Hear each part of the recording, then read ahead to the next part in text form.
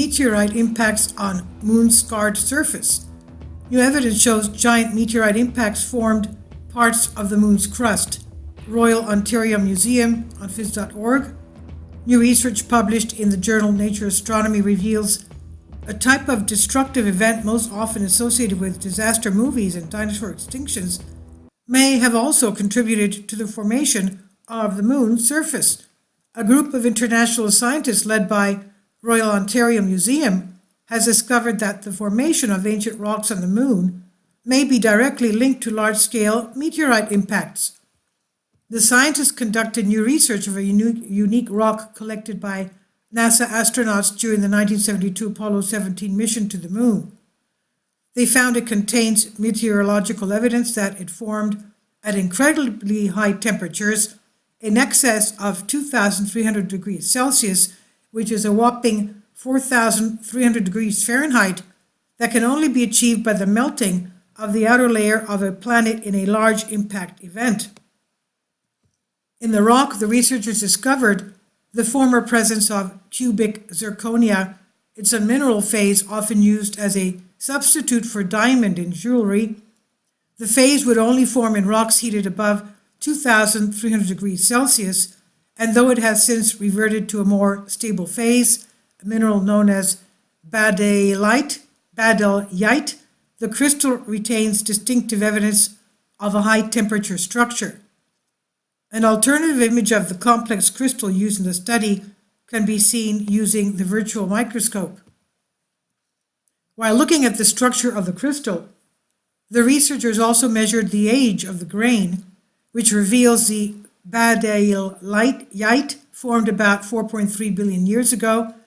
It was concluded that the high-temperature cubic zirconia phase must have formed before this time, suggesting that large impacts were critically important to forming new rocks on the early moon. Kindly support my Patreon account. The daily posts are 5 videos daily, and they are totally different from what I have on my YouTube channel.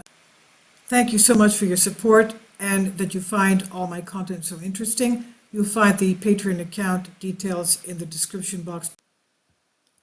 50 years ago, when the first samples were brought back from the surface of the moon, lunar scientists raised questions about how lunar crystal rocks formed.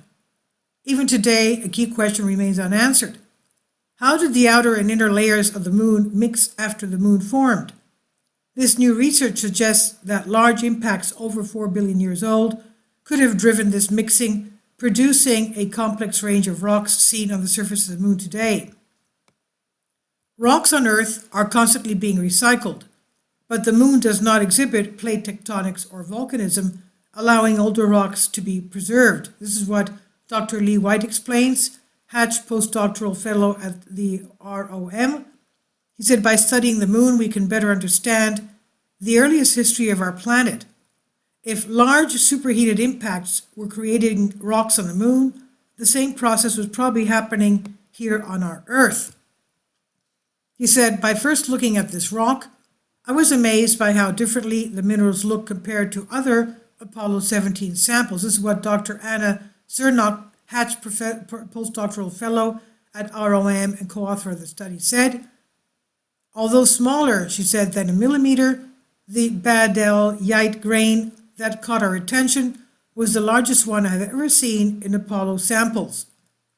This small grain is still holding the evidence for formation of an impact basin that was hundreds of kilometers in diameter.